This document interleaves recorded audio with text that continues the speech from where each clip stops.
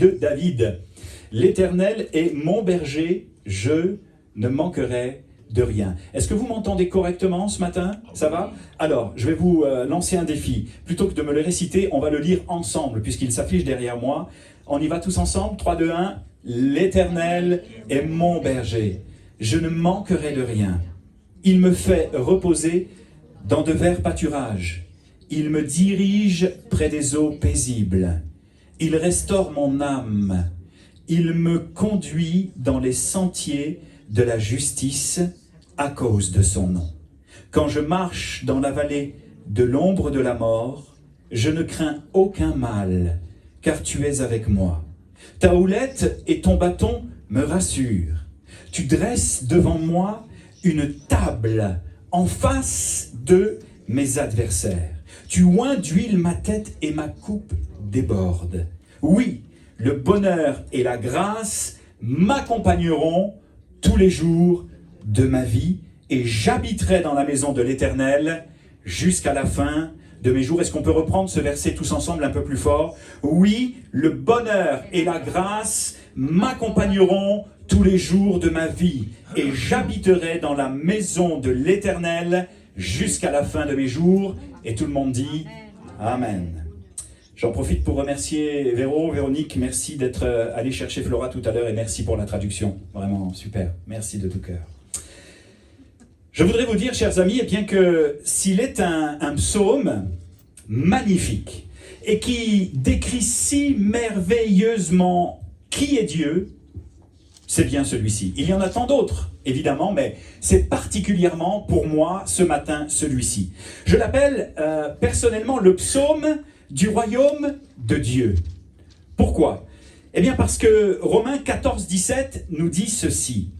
Le royaume de Dieu, ce n'est pas le manger, le boire, mais la justice, la paix et la joie par le Saint-Esprit.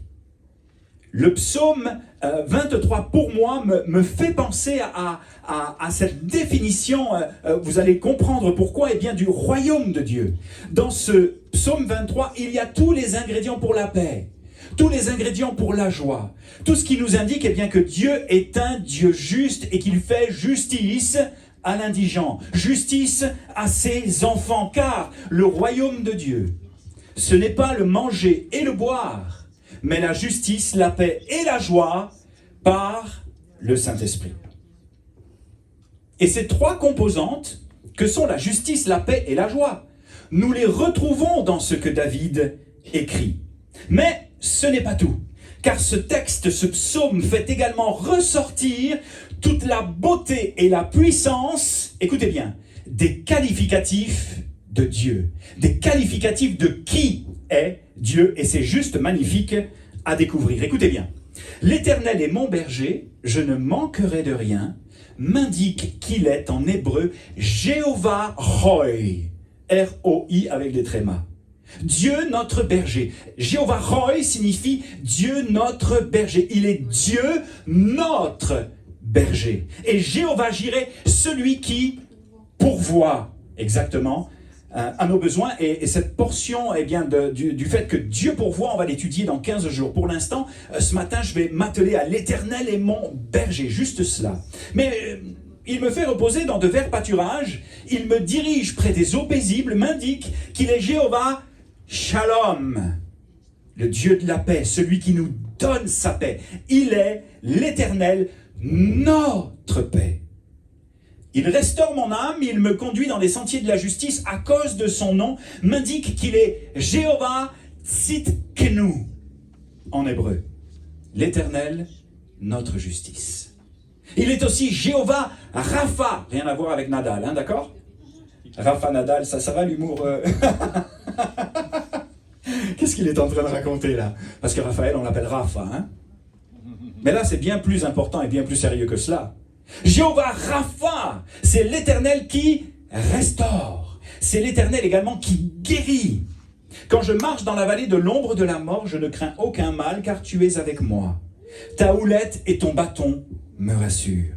M'indique qu'il est Jéhovah Roi, l'Éternel qui voit ce que nous traversons de difficile et de douloureux.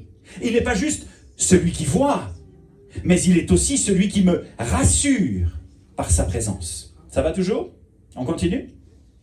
Un psaume qui nous décrit toutes les facettes de qui est Dieu. Tu dresses devant moi une table en face de mes adversaires. Tu oins d'huile ma tête et ma coupe déborde. M'indique qu'il est Jéhovah Sabaoth, l'Éternel des armées qui combat avec moi et pour moi. Il est aussi celui qui me fait déborder de joie face à l'adversité. Oui, le bonheur et la grâce m'accompagneront tous les jours de ma vie. J'habiterai dans la maison de l'Éternel jusqu'à la fin de mes jours. M'indique qu'il est Jéhovah Shammah. L'Éternel est ici. Est-ce que vous voulez bien répéter avec moi? L'Éternel est ici. Il est ici, dans sa maison, dans le temple de nos cœurs. Il nous fait la grâce et le bonheur. Eh bien, nous, de demeurer en lui et lui de demeurer en nous.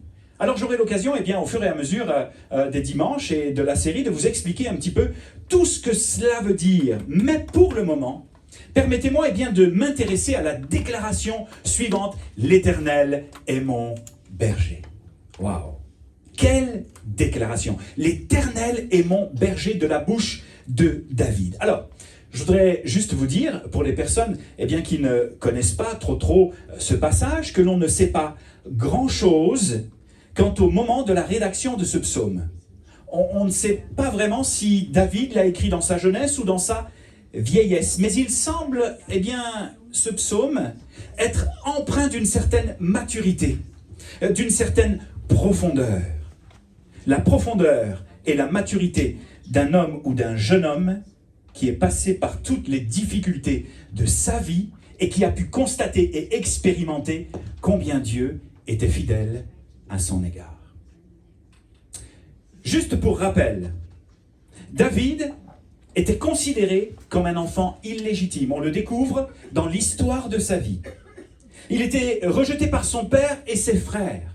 On l'a eh bien, juste mis à garder les brebis, ce qui fait que, certes, il a développé un cœur de berger, mais il a pu aussi constater dans ses combats combien Dieu était fidèle.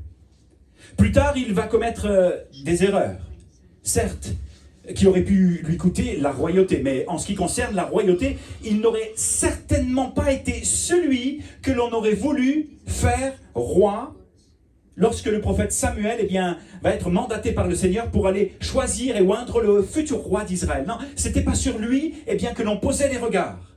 Il a vécu toutes sortes de trahisons, de persécutions, de rejets, sous toutes ses formes. Des temps de disette, d'abandon, de deuil, de frayeur, d'angoisse, de tourment. Et pourtant, il va rester solidement attaché à son Dieu de tout son cœur. Quoi qu'il lui soit arrivé, coûte que coûte, quelles que furent les circonstances. Faisant de Dieu son berger. Allant jusqu'à écrire le psaume 23. L'Éternel est mon berger. Waouh! Et ce qu'il est intéressant de découvrir, eh bien, c'est qu'en fait, mon berger est une métaphore. Et je vais peut-être vous apprendre quelque chose ce matin. Quelque chose de vraiment passionnant, de vraiment intéressant, qui va nous ramener inévitablement à Jésus. Merci de l'avoir dit avec moi.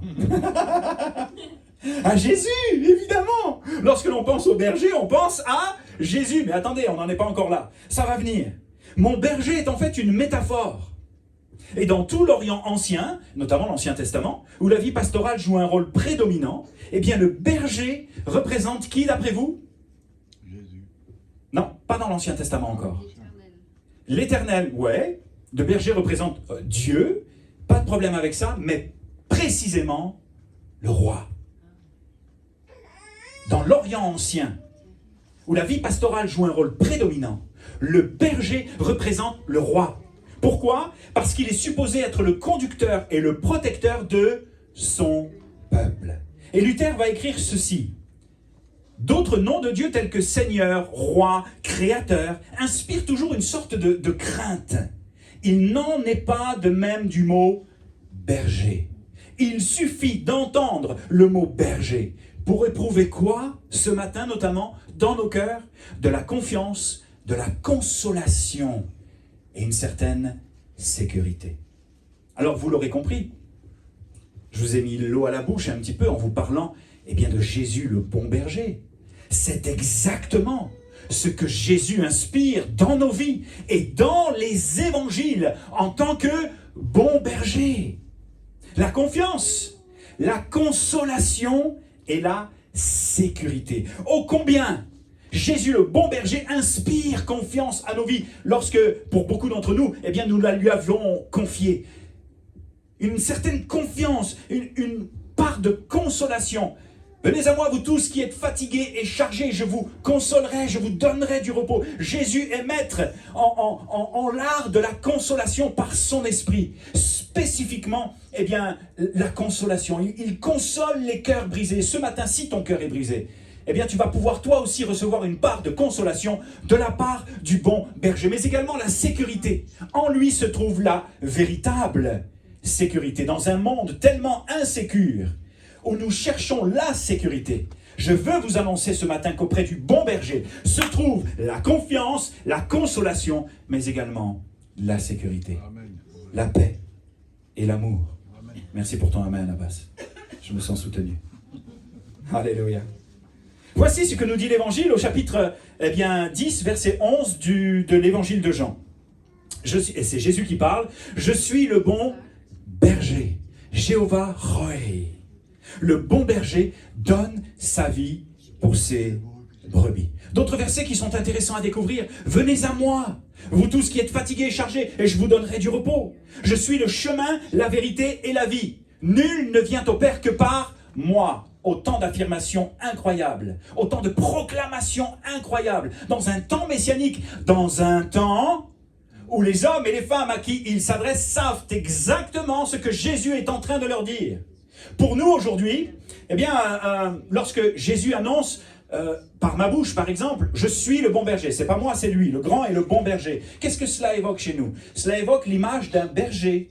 Cela évoque l'image de quelqu'un qui fait paître ses brebis. Mais en Israël, cela veut dire bien plus que cela, les amis. Et on va essayer de le découvrir ensemble. Il y aurait de nombreux autres versets à citer, qui dépeignent avec tellement de beauté la douceur, l'amour, la tendresse, la grâce, la bienveillance, la compassion, la bonté, pardon parce que je vais vite, hein, et l'amour de Jésus. Il faut que je ralentisse un peu. Il y aurait tellement de versets à citer. Mais bien plus qu'une simple métaphore, Jésus est en train d'annoncer à son peuple, écoutez-moi bien, qu'il est, lui, le conducteur et le protecteur de son peuple. Souvenez-vous, ce que je vous ai dit, quelques phrases plus loin, plus en avant, dans tout l'Orient ancien, où la vie pastorale joue un rôle prédominant, le berger représente le... Tous ensemble, le roi. Le roi. Alléluia. Le berger représente le roi. Jésus, en annonçant à son peuple, dans son contexte, qu'il est le bon berger, qu'est-ce qu'il est en train de leur dire? Il est en train de leur dire qu'il est le roi d'Israël, qu'il est le bon berger, qu'il est celui que Dieu envoie pour paître le troupeau d'Israël et bien sûr, par la suite, nous. Parce qu'il va donner sa vie pour les brebis perdues d'Israël, mais par extension, il va la donner aussi pour nous. Et ce qui fait que par la foi, il devient aussi notre roi et il devient aussi notre berger. C'est extrêmement puissant lorsqu'on le lit dans son contexte. Parce que cette expression, qui s'inspire entre autres du psaume 23, vous l'aurez compris, Jésus ne l'emploie absolument pas par hasard. Non. En Israël, encore une fois, tous savaient très bien que Dieu était le berger d'Israël.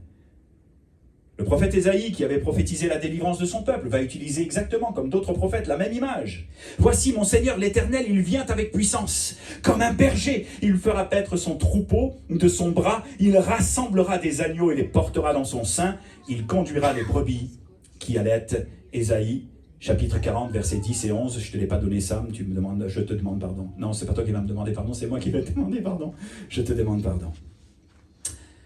Et lorsque Jésus annonce aux Juifs et aux chefs religieux de son temps qu'il est le bon berger, il se fait l'égal du Père. Il affirme sa divinité. Il déclare qu'il est Dieu lui-même. Il est ce Dieu qui s'est fait homme afin de donner sa vie pour ses brebis. Et là, pardonnez-moi, on n'est pas à la méno comme je vous le dis souvent, mais j'aurais vraiment souhaité un grand Amen. Amen. Alléluia. Il est en train d'annoncer et d'affirmer sa divinité. Je suis le bon berger, c'est pas juste je suis le berger d'Israël. Je m'inspire eh bien, des métaphores et des choses de la vie de tous les jours, puis je viens faire paître mes brebis. Non, non, pas du tout. Il est en train d'affirmer sa divinité. Il est en train de dire à son peuple, je suis le bon berger. C'est moi le Fils de Dieu qui vient vous sauver. Je suis le bon berger. Le bon berger donne sa vie pour ses brebis. Et cette parole spécifique, je suis le bon berger, va retentir dans leur cœur. Ils comprennent le langage de Jésus à ce moment-là. Ils comprennent ce que Jésus veut dire. Et croyez-vous eh bien, que les chefs religieux vont l'accueillir tout guilleré, tout dans la joie. Oh, le bon berger, alléluia, wow, tu te fais l'égal de Dieu, tu viens sauver ton peuple et ainsi de suite. Non, pas du tout. Il va y avoir une opposition farouche de la part des religieux qui ne vont pas l'entendre de cette oreille et qui vont tenter de le lapider parce qu'ils savent non seulement eh bien, que Jésus prétend être Dieu, qu'il se fait l'égal de Dieu, mais qu'il est en train de les pointer du doigt. Jésus est en train de les pointer du doigt. Moi, j'aurais aimé être assis et entendre ça et j'aurais trouvé ça passionnant. Comment vous trouvez ça pour l'instant? Ça va? C'est pas trop ennuyant? C'est juste passionnant. J'espère vous le transmettre. Tu communiques beaucoup, hein, parce que tu es formateur. Et l'une des spécificités de la communication, c'est de transmettre, afin que les hommes et les femmes de l'assistance s'approprient les vérités de ce que l'on est en train d'enseigner. J'aimerais tellement que vous vous les appropriez. Parce que moi, là, quand j'ai commencé à lire tout ça, j'ai été, mais comme, waouh, Seigneur, c'est tellement bon, c'est tellement incroyable.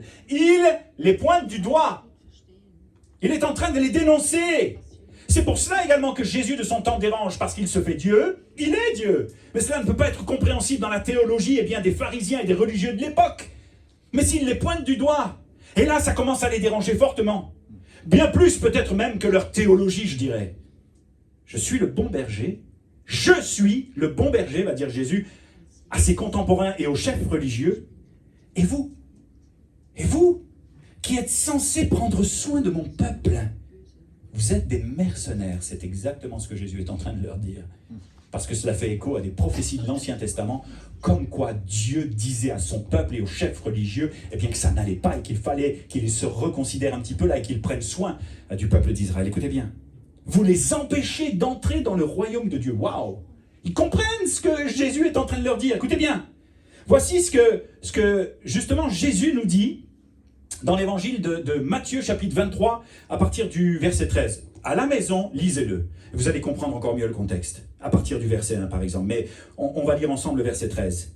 « Malheur à vous, scribes et pharisiens, hypocrites. » Entre nous, on nous dépeint un Jésus toujours bien lisse, bien gentil, bien calme.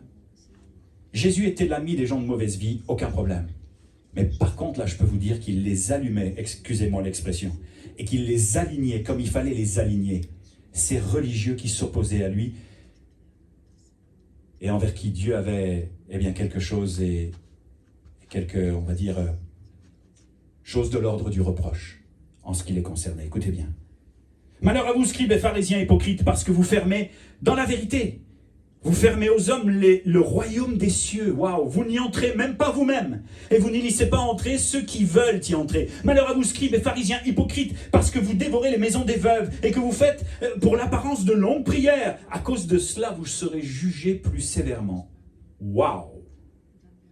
Malheur à vous, scribes, pharisiens hypocrites, parce que, au verset 15, vous courez la mer et la terre pour faire un prosélyte, et quand il l'est devenu, vous en faites un fils de la gêne, un fils du diable. 2 fois plus que vous. Wow. Verset 27. Malheur à vous, scribes, pharisiens hypocrites, parce que vous ressemblez à des sépulcres blanchis, qui paraissent beaux dehors, et qui au-dedans sont pleins d'ossements de mort et de toute espèce d'impureté. Vous, de même, au dehors, vous paraissez juste aux hommes, mais au-dedans, vous êtes plein d'hypocrisie et d'iniquité. Je comprends pourquoi les chefs religieux voulaient aussi le lapider. Mais ce qu'il faut comprendre, eh bien, c'est que lorsque Jésus fustise ainsi les chefs religieux, il se fait l'écho du prophète Ézéchiel, chapitre 34. Lisez-le à la maison. C'est juste incroyable, on va en lire quelques portions ensemble. C'est Dieu lui-même qui parle au travers de son prophète. Il utilise sa bouche pour avertir son peuple. Et là, il s'adresse aux pasteurs et aux chefs religieux de son époque. Écoutez bien. Fils de l'homme, verset 1. Prophétise contre les pasteurs d'Israël, contre les bergers d'Israël. Berger égale pasteur, c'est la même chose. Prophétise et dis-leur aux pasteurs, ainsi parle le Seigneur l'Éternel. Malheur aux pasteurs d'Israël qui se paissent eux-mêmes. Les pasteurs ne devraient-ils pas paître le troupeau? Verset 4. Vous n'avez pas fortifié celles qui étaient faibles, guéri celles qui étaient malades. Il est question des brebis. Pensez celles qui étaient blessées. Vous n'avez pas ramené celles qui s'égaraient. Cherchez celles qui étaient perdues. Mais vous les avez dominées avec violence et avec dureté. Ouf. Ainsi parle le Seigneur l'Éternel. Voici, j'en veux aux pasteurs. Je reprendrai mes brebis d'entre leurs mains. Je ne les laisserai plus paître mes brebis, et ils se paîtront plus eux-mêmes. Je délivrerai mes brebis de leur bouche, et elles ne seront plus pour eux une proie. Car ainsi parle le Seigneur l'Éternel. Voici, j'aurai soin moi-même de mes brebis. Je suis le bon berger. Le berger donne sa vie pour ses brebis. Marc, est-ce que tu peux venir m'accompagner, s'il te plaît? Parce que là, j'ai besoin d'être soutenu. Je vais vous ouvrir mon cœur maintenant. Je dois vous avouer qu'à la lecture de ces textes, alors que je préparais mon message, j'ai vraiment été percuté. Surtout que ce que je lis, c'est pas berger, c'est pasteur. Alors vous comprendrez qu'en tant que pasteur, je me sens interpellé. Et pendant que je préparais mon message, j'ai fait un bilan perso, vraiment. Et j'ai frémi en mon cœur.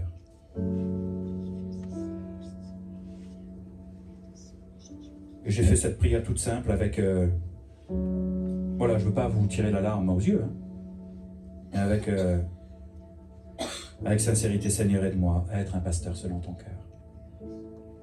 Parce que je crois que ces choses-là ne concernaient pas les temps anciens, l'ancienne alliance, l'Ancien Testament, mais que Dieu parle à ses pasteurs aujourd'hui, que Dieu parle à ses bergers, et que Dieu était en train de parler à mon cœur, non pas que je sois un mauvais pasteur, tout du moins j'essaye d'être au mieux de ce que le Seigneur veut que je sois, mais je prenais conscience davantage de la tâche. Les amis, là, l'église, c'est pas juste un rassemblement avec la musique, avec les amis, avec une équipe, et puis let's go, dimanche après dimanche, on va se faire du bien, et puis il arrivera ce qu'il arrivera. Ouh, alléluia.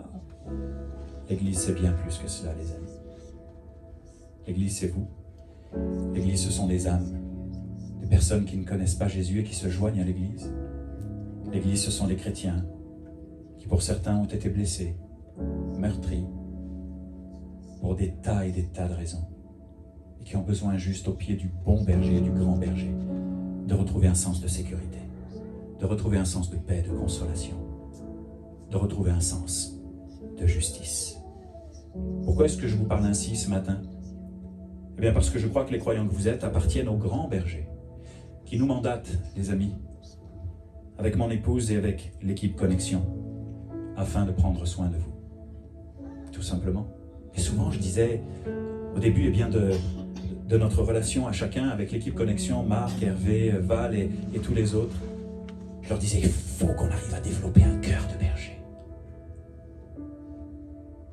Qu'on soit capable de servir, de se donner, de présenter le meilleur de nous-mêmes, bien plus encore le meilleur de qui est Dieu. Parce que ce sont les brebis de Jésus. Et lorsque je lis ce texte, lorsque je suis comparé à cela, je me dis, Seigneur, sans ton aide, je ne peux arriver à rien de bien. Mais par celui qui me fortifie, alors je peux tout.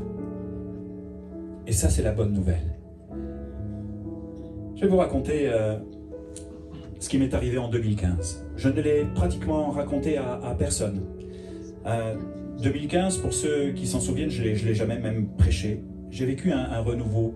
Vous vous en souvenez? Pour ceux qui me suivent, qui nous suivent depuis un certain temps. Un soir de prière, je suis avec un ami, seul chez lui, puis on prie et vraiment je me vois comme dans une vision, marchant avec Jésus sur la plage, et c'est un temps de paix, un temps de sécurité, c'est tellement beau. C'est tellement agréable. Et c'était en Belgique ensuite, eh bien que j'ai commencé un mois après, en juin 2015, à vivre tout un déferlement dans mes pensées d'images. Si bien que lorsque je fermais mes yeux et que je priais pour quelqu'un, je voyais des images précises de sa vie, d'objets qui étaient chez cette personne, qu'elle me disait être chez elle. Vraiment des temps de révélation, de paroles prophétiques. Le Saint-Esprit me visitait d'une manière très, très, très particulière, à un point tel que c'était tellement, tellement, tellement vivant. J'ai dit à Jésus, arrête, parce que c'était comme les robinets du ciel qui étaient ouverts sur moi. J'arrivais plus à le contenir. Et pendant une semaine, j'ai eu une sorte de vision avec une roue en bois, une roue de charrette et une brebis. Et puis à chaque fois que je fermais mes yeux pour prier, je voyais une roue de charrette et une brebis, une roue de charrette et une brebis. À un moment donné, là, j'étais saturé de cette roue de charrette et de cette brebis. Je dis, Seigneur, ça veut dire quoi? Et Dieu ne me parlait pas spécialement. Je vais au restaurant un samedi soir, la mission est terminée. Cela fait une semaine que je suis en Belgique et on vit des temps surnaturels pour la vie des gens. Et puis le gars me dit, écoutez, revenez dans 15 minutes. J'ai pas de place, donc moi je vais faire un petit tour, puis je reviens 15 minutes après, et il me trouve une place. Je m'installe confortablement, il y a un mur en face de moi, je vois pas tout de suite, je suis assis tranquillement, je regarde mon téléphone, et puis à un moment donné, je lève les yeux, devant moi les amis, une roue de charrette. Il y avait un tableau, et sur ce tableau était peint une brebis qui allaitait son agneau. Et là, le Saint-Esprit me dit, de la tête aux pieds, comme une parole que je n'entends pas, mais que je reçois dans mon cœur, paie mes agneaux, paie mes brebis, prends soin. Prends soin de mes agneaux, prends soin de mes brebis. C'était déjà il y a 7 ans, en 2015. Paie mes brebis, paie mes agneaux. Et 7 ans plus tard, nous voici avec mon épouse et l'équipe Connexion. On ne se connaissait pas à l'époque. Avec un engagement, alors que nous avons débuté l'église, il y a maintenant 1 an et 3 mois, 15 mois. Nous voici avec un engagement. Lorsque je lis, moi je n'étais pas du tout parti dans cette direction-là. Au niveau de mon message, dans l'éternel pourvoir, je pensais à Flora, puis je me disais, oh ça serait tellement bien que je presse sur l'éternel pourvoira, Dieu va pourvoir, yes, yes, yes. Et puis au fur et à mesure de la construction de mon message, le Seigneur m'amène ailleurs. Et je sens vraiment une autre direction, un autre chemin. Voici les amis, ce que nous ne serons pas. Je peux juste vous dire ce que nous ne serons pas et ce que nous allons essayer d'être par sa grâce. Ce que nous ne serons pas, écoutez bien.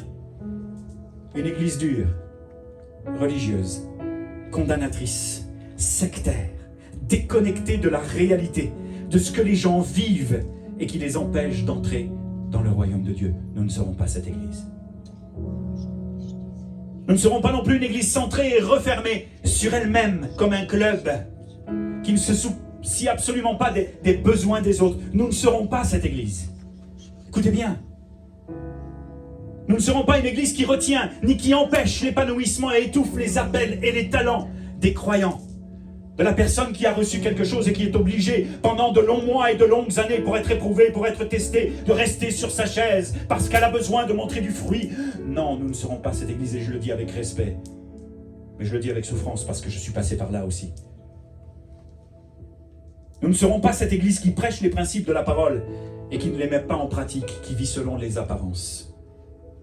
Nous ne serons pas non plus une église qui s'enrichit et s'engraisse sur le dos des croyants et qui ne fait aucun cas des malheureux et des indigents. Nous ne serons pas cette église. Une église où les enfants et la jeunesse sont négligés, qui ne prend pas soin du troupeau. Une église où le pasteur est tout puissant, waouh, qui s'épuise à la tâche, qui n'écoute pas les conseils des autres et qui n'est pas entouré et en souffre, qui explose même en plein vol, se fait dépouiller de ses brebis parce qu'il est seul dans ses combats et qu'il n'a pas d'amis en qui se confier. Je vous le dis là les amis, nous ne serons pas cette église-là. Je le déclare par la foi, nous ne serons pas non plus une église qui stagne, qui tourne en rond et qui ne porte pas de fruits. Nous ne serons pas cette église-là. Mais voici ce que nous voulons être. Par sa grâce, par son aide, ce sont ce que je vais vous présenter là, les fondamentaux de l'église Connexion, les piliers de la vision que nous préparons et que nous allons vous présenter bientôt. À partir du mois de janvier, nous voulons vous présenter la vision Connexion, la vision pour l'Église, la vision, la stratégie d'implantation et ce vers quoi nous voulons aller. La vision pour la ville et la région. Nous voulons être une église, et là j'espère que vous allez dire des amen, parce que pour l'instant vous n'avez pas dit amen à tout ce que j'ai dit, nous ne voulons pas, mais là j'espère que vous allez des gros amen là, parce que nous voulons être une église inspirante, qui donne envie aux gens de s'attacher au bon berger. Vraiment. Que de nombreuses personnes s'exclament comme David, le Seigneur est mon berger. Le Seigneur est mon berger.